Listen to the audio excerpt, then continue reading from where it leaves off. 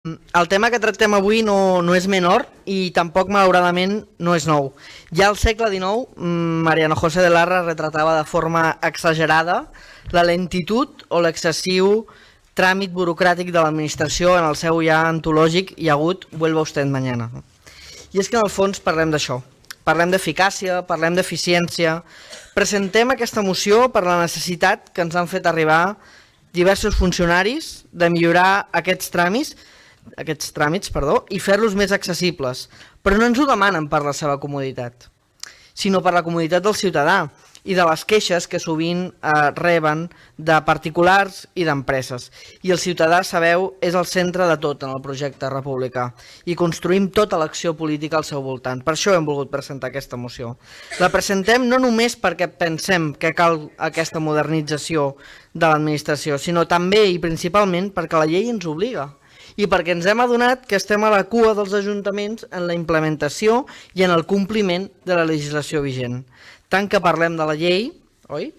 I després no la complim ni al nostre propi ajuntament. Hi ha 3 àmbits en els que actua aquesta moció per fer aquesta nova administració electrònica més eficaç i més eficient. Primer, el mediambiental. Sabeu les tones de paper que podríem estalviar tant com a administració, però també els particulars i les empreses que s'han de personar, que han de venir físicament a l'Ajuntament per fer aquestes gestions? Des dels que presentem simples instàncies com aquí un servidor, fins als que entren llicències d'activitat o permisos d'obres. Quants desplaçaments s'estalviarien aquests particulars i aquestes empreses?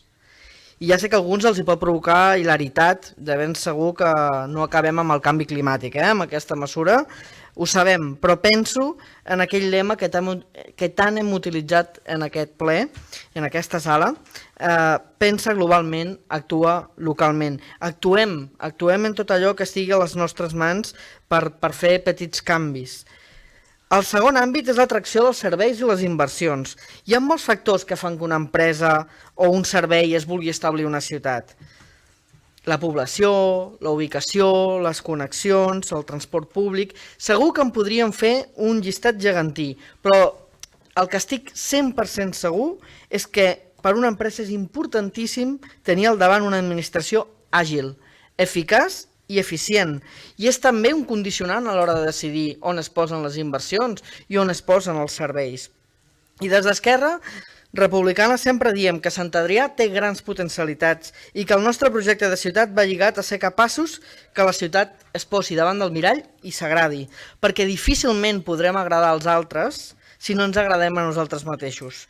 I es fa necessari, doncs, que posem la nostra administració electrònica el que ha de ser l'administració electrònica del segle XXI. I sempre ho hauríem de fer, no només per complir amb la legalitat, que també, sinó amb l'objectiu d'anar més enllà i pensar en gran. I el tercer àmbit en el que afecta aquesta moció és la transparència. Tampoc us sorprendrà la nostra insistència durant tota la legislatura per demanar més transparència amb aquella expressió tan nostrada de construir un ajuntament amb parets de vidre. Posar llum a tots aquells espais on hi pugui haver sospita de foscor o ni que sigui una ombra. Fer aquesta aposta amb aquesta moció també és posar transparència. Ben podria ser un punt en un decàleg contra la corrupció.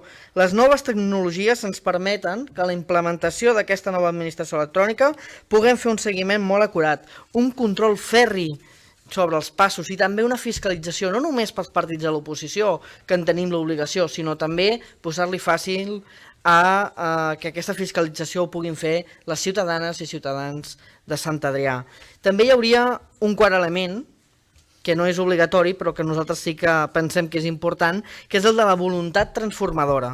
Pensem que hem de canviar Sant Adrià i això passa per revisar tots i cadascun dels mecanismes que funcionen a la ciutat, millorar-los i, com deia abans, tenir la vista llarga, ser agosarats en el plantejament de la ciutat de futur que volem. I estem segurs que ningú es pot oposar a aquest pensament de progrés i de millora de futur de ciutat. Per això us demanem, com sempre, el voteu favorablement en aquesta moció. Gràcies.